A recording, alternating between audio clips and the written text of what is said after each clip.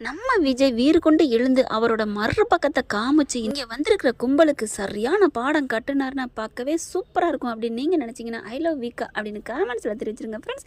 என்னன்பான இனிய உறவுகளுக்கு வணக்கங்க. அப்பாடா என்னங்கடா கதையை சுற்றி சுற்றி கொண்டு வரீங்களே அப்படின்னு தான் தோணுது.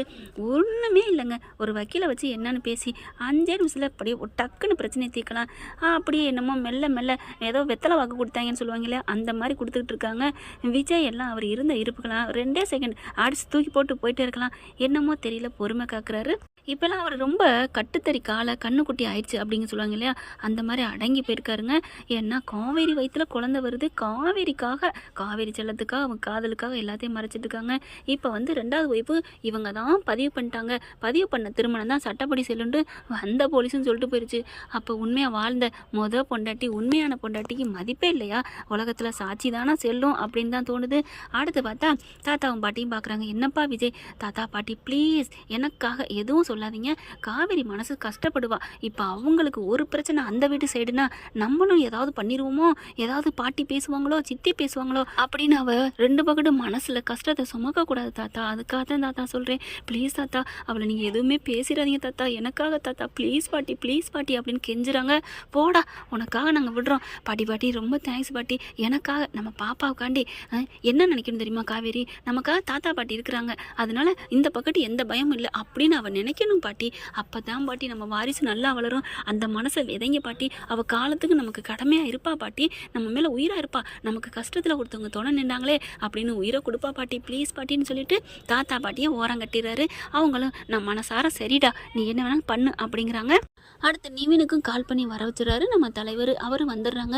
வந்ததுக்கப்புறம் என்ன விஜய் இவ்வளோ நடந்திருக்கு, என்கிட்ட எதுவுமே சொல்லலை, என்னப்பா என்னத்தை சொல்கிறது, ஒரு நாள் டைம் கேட்டேன், அவங்களுக்கு ஒரு பங்கு கொடுப்போம்னே முடிவு பண்ணிட்டேன், ஆனால் அவங்களுக்கு முழு பங்கு வேணுமா, அதுலேயும் அவங்க தான் சட்ட ரீதியான பொண்டாட்டியா, என்னங்க இது என்ன நடந்துட்டுருக்கு, கொடைக்கானல போய் கேட்டால் யார் பொண்டாட்டின்னு சொல்லிடுவாங்களே, அதையும் சொல்லியாச்சுப்பா, தேனியில் போய் கேட்டால் அவங்க தான் பொண்டாட்டி புரிச்சுன்னு சொல்லிடுவாங்களாம் அப்படிங்கிறாங்க. ஐயோ இப்போ என்ன பண்ணுறது அப்படிங்கல விஜய், நான் வேணா ஊருக்கு போயிட்டு அங்கே என்ன கல்யாண மண்டபத்துக்கு போவோம், எந்த மண்டபத்தில் நடந்தது எங்கே நடந்ததுன்னு எல்லாத்தையும் விசாரிச்சுட்டு ஏதாவது ஆதாரம் தான் நான் கிடைக்குதான்னு பார்த்துட்டு வரேன் அப்படின்னு நிவின் கிளம்புறாங்க. உடனே பார்க்குறாங்க விஜய் கிளம்புவாருன்ட்டு பாட்டியும் விஜயும் காவேரி என்ன பண்ணுறாங்க, ஏங்க நீங்கள் போவேண்ணா இவங்கெல்லாம் இங்கே இருக்காங்க எனக்கு பயமாக இருக்குது நீங்கள் இங்கே இருங்க அப்படின்னு காவேரி சொல்ல. டே என்னடா செல்லாம், காவேரியா பயப்படுறது, என் பொண்டாட்டியா பயப்படுறது, பேசாமல் இரு, என் செல்லக்குட்டி எதுக்குமே பயப்படாதே, நான் தனியாளாக இருந்தால் பயப்பட மாட்டேங்க, இறங்கி அடிச்சிடுவேன், ஆனால் பாப்பா இருக்குல்ல, பாப்பா வச்சுட்டு எனக்கு கஷ்டமாக இருக்குங்க, நீங்கள் இங்கே இருங்க, நிவின் போய் பார்த்துட்டு வரட்டும். இப்போ குமரன் மாமா இருந்தால் ரொம்ப சந்தோஷமாக இருந்திருக்கும், உதவியாக இருக்கும், ஆனால் இல்லை நிவின் போயிட்டு அங்கே போய் அவங்களுக்கு தெரிஞ்ச ஃப்ரெண்ட்ஸ் எல்லாம் கூப்பிட்டுக்கட்டும், அத்தையும் இருக்காங்க ஏதாவது விசாரிக்கட்டும், ஆனால் நீங்கள் இருங்க போவேனாங்க அப்படிங்கிறாங்க. டேய் காவேரி சொல்கிறது உண்மைதான்டா, இப்போ தான்டா கரெக்டாக பேசியிருக்கா, நீங்கள் இரு அப்படிங்கிறாங்க. உங்களுக்கு பேரை எங்கேயும் போகக்கூடாது அதானே பாட்டி, அப்போல்லாம் ஒன்றும் இல்லைடா, அவள் பாரு பிள்ளைய வச்சுட்டு எவ்வளோ கஷ்டப்படுறா அப்படிங்கிறாங்க. உடனே சாரதம் ஆமாம் தம்பி நீங்கள் இங்கே இருங்க அப்படிங்கிறாங்க. என்னமோ தெரியல அவள் மனசுக்குள்ளே நீங்கள் போகக்கூடாதுன்னு காவேரி நினைக்கிறா, அதனால இருங்க தம்பி அப்படின்னு சாரதா சொல்கிறாங்க. சரி அத்தை நான் இருக்கிறேன். அப்பாடா அத்தை சொன்னோன்னு உடனே மாமியார் சொன்னால் மறுபேச்சு இல்லைன்னு இருந்துடுறாரு. நிவினும் கிளம்பி போயிடுறாங்க. பார்த்தா அங்கே போயிட்டு ஃப்ரெண்ட்ஸுகளை பார்த்து எங்கெங்கே என்ன கேட்கணுமோ அதெல்லாம் விசாரிச்சுட்டு இருக்கிறாங்க.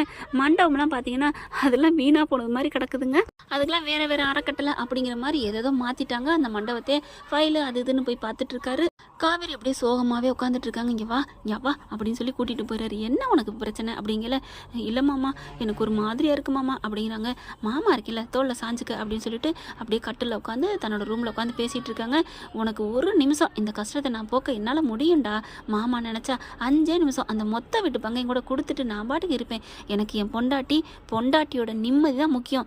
மறுபடியும் சொல்கிறேன் காவேரி, ஒரே ஒரு கஞ்சாட காமி கொடுங்கண்டு கொடுத்துட்டு போகிறேன், ஒரு ஏழைங்களுக்கு தர்மம் பண்ண தான் நான் நினச்சிட்டு போகிறேன், ப்ளீஸ் காவேரி நீ இப்படி வாடி போய் நிற்கிறது கஷ்டமாக இருக்குடா அப்படின்னு சொல்ல. எப்படி மாமா யாரோ இவங்க உங்கள் சொத்தை ஏன் கொடுக்கணும், என்ன காவேரி நான் உனக்காக கொடுக்குறேன்டா, அதெல்லாம் வேணாம் நீங்கள் சும்மா இருங்க அப்படிங்கிறாங்க.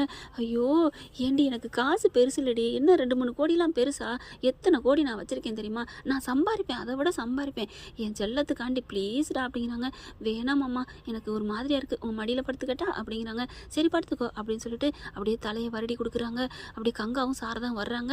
பார்த்தா பார்த்தோன்னே அப்படி எந்திரிக்க போயில, இருக்கட்டும் தம்பி நீ படுத்துக்கடி, எந்திரிக்காத புள்ள தாச்சி, இப்படி படக்குலாம் எந்திரிக்கக்கூடாது அப்படிங்கிறாங்க. ஆனாலும் அவங்க எந்திரிச்சிடுறாங்க. இங்கே பாரு காவேரி, எத்தனை பிரச்சனை என்ன வந்தாலும் சரி அந்த மாதிரி சடக்கு படக்குன்னு எந்திரிக்கிறது மனசை போட்டு குழப்பிக்காத அப்படிங்கிறாங்க. ஏன்னா அவங்க எல்லாத்தையும் கேட்டுட்டு தான் உள்ளார வராங்க. கங்காவும் பார்க்குது. விஜயை பார்த்து என்னை மன்னிச்சிருங்க அப்படின்னு கேட்குறாங்க. ஏன் என்ன அப்படின்னு கேட்க, இல்லை எங்கள் குடும்பத்துக்காக நீங்கள் எவ்வளோ கஷ்டப்படுறீங்க, இப்போ உங்கள் தாத்தா பாட்டிக்கிட்டே நீங்கள் கெஞ்சுறீங்க, பூரா பணத்தையும் கூட கொடுத்து செட்டில் பண்ணுறேன்னு சொல்கிறீங்க, இப்படிப்பட்ட நல்ல மனுஷனை நாங்கள் ரொம்ப உங்களை கேவலப்படுத்தி அசிங்கப்படுத்திட்டோம், அதுக்கான பலன் தான் என்னமோ தெரியல நாங்கள் இப்போ அனுபவிச்சுட்டு இருக்கோம் அப்படிங்கிறாங்க. ஐயோ கங்கா ஏன் அப்படிலாம் சொல்கிறீங்க, அதெல்லாம் சொல்லாதீங்க, இப்போ பார்த்தீங்களா உங்கள் மனசு நிம்மதி இல்லாமல் தானே இருக்குது, அப்போல்லாம் இல்லையே நான் நல்லா தான் இருக்கேன், இதெல்லாம் ஒரு பெரிய பிரச்சனையே இல்லை, ஒரு நிமிஷம் கண்ணை மூடி கண்ணை திறக்கிறதுல நான் தும்சம் பண்ணிடுவேன். ஆஹா நீங்கள் பிரச்சனை இல்லாமல் இருக்கீங்கன்னா என்னை இப்படி கங்கான்னு கூப்பிட்ருக்க மாட்டீங்க, பின்ன கோதாவரின்னு கூப்பிட்ருப்பீங்க, இப்போ என்ன கோதாவரின்னு கூப்பிட்டா நான் பிரச்சனை இல்லாமல் இருக்கேன்னு நினைப்பீங்களா, ஓகே கோதாவரி கோல் அப்படிங்கிறாங்க. இல்லைங்க அப்படிங்கிறாங்க. அமைதியாக இருங்க, பேசாமல் இருங்க, எல்லாத்தையும் பார்த்துக்கலாம், நான் வக்கீல்கிட்ட பேசிக்கிறேன் அப்படின்னு சொல்லிட்டு இப்போ வாங்க கீழே போயிட்டு சாப்பிட்லாம் அப்படின்னு 4 பேர் வராங்க. காவேரி மெல்ல வா, வாங்க அத்தை வாங்க அப்படின்னு 4 பேரும் கூட்டிகிட்டு வராங்க. அப்படியே பார்க்குறாரு தாத்தா. என்னடா அப்படிங்கல, ஒன்றும் இல்லை அவளுக்கு கொஞ்சம் மயக்கமாக வந்துருச்சு அதான் அப்படிங்கிறாங்க. என்னம்மா காவேரி நீ அதெல்லாம் எதையும் நினைக்காத, என் பேர் இருக்கேன்ல அப்படின்னு தாத்தா சொல்கிறாங்க. இல்லை தாத்தா அவர் எப்போ எனக்கு இருப்பார், ஆனால் நீங்கள் என் பக்கம் இருக்கணும், நாங்கள் இருக்கோன்னு நீங்கள் ஒரு வார்த்தை ஒரு கஞ்சாடை காமிச்சா போதும் தாத்தா, நான் அவங்கள என்னன்னு உண்டு இல்லைன்னு நான் பண்ணிடுவேன், எனக்கு பயமே இல்லை, எனக்கு நீங்கள் வந்து கஷ்டப்படக்கூடாது, நீங்கள் என்னை தப்பாக நினைக்கக்கூடாது அப்படின்னு சொல்கிற காவேரி பார்த்துட்டு உண்மையிலே பாட்டியும் மெய்சில் இருக்குது. சரி விடுடி நாங்கள் உன் பக்கம் இருக்கோம் போதுமா, இந்த பிரச்சனைகளை ஒடிச்சு முடி அப்படிங்கிறாங்க. அப்புறமா வக்கீல பேசுறதுக்கு 2 பேரும் போகிறாங்களா, வாங்கங்க வெளியில் போவோம் அப்படிங்கிறாங்க. வா அப்படின்னு சொல்லி பேசிட்டு போயில, எங்க ஃபோன் பேசி முடிச்சுட்டு கோயிலுக்கு போயிட்டு வரோமா, அந்த ஆத்தா தாங்க நமக்கு ஏதாவது ஒரு வழி பண்ணணும் அப்படிங்கிறாங்க. என்ன காவேரி முருகனை தான் எப்பவும் வேண்டுவேன், இப்போ என்ன ஆத்தாங்கிற, ஏங்க 2மே ஒரு தெய்வம் தானங்க, எனக்கு தாலி பாக்கியம் நிலைக்கணும், என் புருஷன் நல்லா இருக்கணும், எல்லாரும் நல்லா இருக்கணும், நான் அம்மன்கிட்ட போய் வேண்டலான் இருக்கேன் அப்படிங்கிறாங்க. அந்த கண்டிப்பாக அந்த அம்மன் உதவுவார் அப்படிங்கிறாங்க. அந்த முருகனை என்னை காப்பாற்றணும் முருகா அப்படிங்கிறாங்க. முருகனோட அப்பா இருக்கார், அவரே வேண்டுனா இன்னும் பலமாக இருக்கும்ல அப்படிங்கிறாங்க. ஐயோயோ எனக்கு சிவன்னா ஒரு பயங்க, ஏன் முருகன்ட்ட இருக்கிற வாகனம் மயில் அது பயம் இருக்காது, ஆனால் சிவன்ட்ட இருக்கிற வாகனம் பாம்பு, அதனால பயமாக இருக்குது தெரியுமா, ஏய் பாம்பெல்லாம் நல்ல உங்களுக்கு நல்லது தாண்டி செய்யும், உனக்கு தெரியாதா அப்படின்னு சொல்ல, நல்லது செய்யும் தான், ஆனால் பாம்புனாலே பயமாக இருக்குது தெரியுமா, அப்படிலாம் நீ நினைக்காத, அந்த சிவனையும் அந்த பாம்பையும் நீ வேண்டு உனக்கு நல்லது நடக்கும்டி அப்படின்னு விஜய் சொன்னோன்னே கண்ணை மூடுறாங்க. நம்ம காவேரி கண்ணை மூடிட்டு, சிவா நீங்கள் நாகராஜா நீங்கள் எனக்கு உதவி பண்ணுவீங்களா, எங்களுக்கு வழி சொல்லுங்கள், எங்களுக்கு இதுலேருந்து எங்களுக்கு பிரச்சனையை தீர்த்து வைங்க, எங்கள் அம்மாவுக்கு கல்யாணம் ஆனது உறுதின்னு தெரியறதுக்கு ஏதாவது அட்டாச்சி கொடுங்களேன், எங்களுக்கு நல்லது பண்ணுங்களேன் அப்படின்னு சொல்லி வேண்டுறாங்க. அட்டையப்பா பத்தியில் என் பொண்டாட்டி முத்திட்டாலே அப்படின்னு சொல்லிட்டு பார்க்குறாங்க. அப்படியே ஒரு ஃபோன் பண்ணிக்கிட்டே இருக்காரு. ஃபோன் பேசிட்டு இருக்கல ஒரு கரெக்டாக அப்படி திரும்புகிறாரு. காவேரி பாம்பு அப்படிங்கிறாங்க. கரெக்டாக பக்கத்தில் நிற்கிதுங்க. பாம்பா அப்படின்னு சொல்லி திரும்பி பார்த்தா காவேரி மேலே அப்படியே மடியில் ஏறுது. ஐயோ பாம்பு பாம்பு, அசையாத அசையாத அப்படிங்கிறாரு. ஏங்க நான் சிவன்ட்ட வேணுனது அங்கே கேட்டுருச்சா, ஐயோ ஐயோ அப்படின்னு தவிக்கிறாங்க துடிக்கிறாங்க. மாமா மாமா பாம்பு பாம்பு அப்படிங்கிறாங்க. அசையாத பேசாமல் இரு போயிடும் அப்படிங்கிற எல்லாரும் வந்துடுறாங்க. பாம்பா அப்படின்னு சொல்லிட்டு கரெக்டாக அழகாக காவேரி மடியில் ஏறி அப்படியே மார்பில் ஏறி கழுத்தில் சுற்றி அப்படியே சிவன் தலையில் இருக்கிற மாதிரி சுற்றி அப்படியே நிற்கிதுங்க. அப்படியே புல்ல இருக்குது. அப்படியே சாரதா கையெடுத்து கும்பிடுது. அழகாக நல்ல பாம்பு அப்படியே கையை காமிக்க, எங்க எங்க அப்படின்னு சொல்லிட்டு எல்லாரும் அப்படியே கும்பிடுறாங்க. நாகராஜா போயிரு நாகராஜா, நாகராஜா எங்களுக்கு எதுக்குப்பா வந்திருக்க, எங்களுக்கு நல்லது பண்ண வந்திருக்கியா அப்படின்னு சொல்லல மண்டையை அப்படி டிஸ்னு ஆட்டுது. எல்லாம் படம் அளவுக்கு போயிட்டுருக்கு நம்ம கதை. இது ப்ராக்கெட்டில் போட்டுக்கோங்க. அடுத்து பார்த்தா ஐயோ அப்பா அப்படிங்கல ஒன்றும் செய்யலைங்க. அது வாட்டுக்கு அழகாக அப்படியே தலையில் அப்படி தன்னோட இதில் வச்சுட்டு அப்படியே இறங்கி அது வாட்டுக்கு தன்னால் போகுதுங்க. ஐயோ பாம்பு போகுது, வீட்டுக்குள்ளே போகுதுங்க, வீட்டுக்குள்ளே போகுதுங்க. விஜய் பார்க்குறாங்க. ஏய் ஐயோ பாம்பு போகுதுடி பாம்பு போகுது அப்படின்னு சொல்லிட்டு பின்னாடியே போகிறாங்க.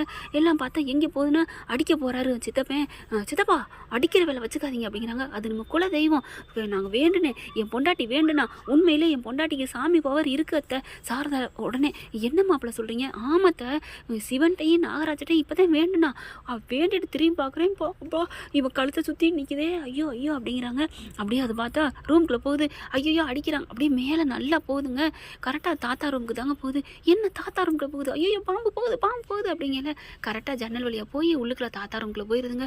ஐயோ தாத்தா ரூம்குள்ளே போயிடுச்சு அப்படின்னு பார்த்தா இப்போ என்ன பண்ணுறது அப்படிங்கிறாங்க. கதவை சாத்துங்க, உள்ளுக்கு போய் அடிப்போம். என்னது சாத்துங்களா? இல்லை தாத்தா கதவை திறந்தே வைங்க அப்படின்னு காவேரி சொல்கிறாங்க. இப்போ எதுக்கு நாகராஜா வந்திருக்காரு? நான் வேண்டுனே ஏதாவது ஆதாரம் காமிக்க போகிறாரா? ஒன்றுமே புரியலையே அப்படின்னு சொல்லிட்டு காவேரி புலம்புறாங்க. ஏய் ஒன்றும் இல்லைடா அப்படின்னு தடை கொடுக்குறாங்க.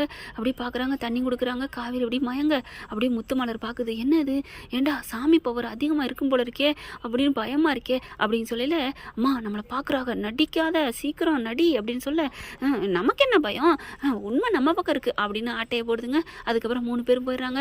கங்காவும் சாரதான் பார்க்குறாங்க. காவேரி உண்மையிலே உனக்கு சாமி மாதிரியே நின்றுச்சுடி, உன் பக்கத்தில் அம்மன் மாதிரியே நீ எனக்கு தெரிஞ்சடி அப்படிங்கிறாங்க. அப்போ என் பொண்டாட்டி சாமியா? ஐயோ அப்படின்னு சொன்னோன்னே கவலைப்படாதீங்க தம்பி, ஊருக்கே சாமியாக இருந்தாலும் உங்களுக்கு அவள் பொண்டாட்டி தான் அப்படிங்கிறாங்க. ஆமாம் ஊருக்கே சாமியாக இருந்தாலும் சரி எனக்கு அவள் பஞ்சாயத்து தான். சாமியே வந்து உன் பொண்டாட்டியை நாங்கள் சாமியாக தத்தெடுத்துக்கிட்டோம், அவள் இனிமேல் சாமி தான், சாமி சிலை தான். உனக்கு பொண்டாட்டி இல்லைன்னு சொன்னாலும் பக்கத்தில் ஒரு சிலையாகி என் பொண்டாட்டிகிட்டே தான் கட்டி பிடிச்சி இது பண்ண ஒழிஞ்சு நான் சாமியாலாம் விட முடியாது. யார் நான் வாழ்ந்துட்டு இருக்கிறதே என் பொண்டாட்டி காவேரினால தான். யாரை பார்த்துட்டு இருக்கீங்க? வா காவேரி அப்படின்னு தூக்கிட்டு போயிடுறாரு. அப்படியே செலுத்து போகிறாங்க சாரதா. பொண்டாட்டி மேலே இந்த அளவுக்கு பாசமாக இருக்கானே, நான் தம்ம பொண்ணு கொடுத்து வச்சவ அப்படின்ட்டு மேலே போய் உட்கார வைக்கிறாரு. உட்கார வச்சோன்னே ஏமாம்மா அதுக்குள்ளே என்னை கூப்பிட்டு வந்துட்டீங்க அப்படின்னு சொல்ல, இருக்கட்டும் எனக்கு ஒரு டவுட்டுடி அப்படிங்கிறாங்க. என்ன அப்படிங்கிறாங்களா?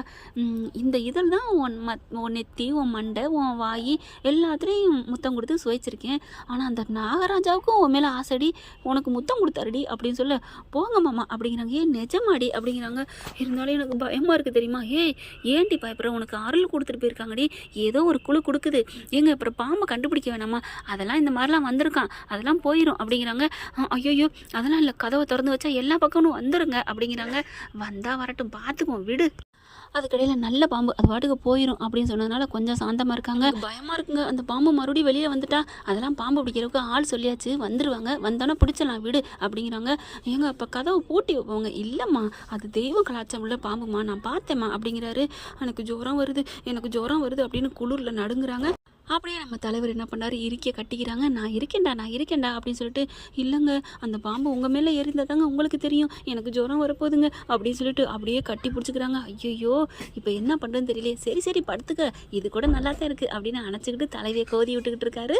ஓகே ஃப்ரெண்ட், பார்க்கலாம் என்ன நடக்க போகுதுன்னு. இந்த பதிவு உங்களுக்கு பிடிச்சிருந்துச்சுன்னா உங்கள் பொண்ணான கையில் ஒரு லைக்கை போட்டு சப்ஸ்கிரைப் பண்ணிடுங்க. Thank you friends.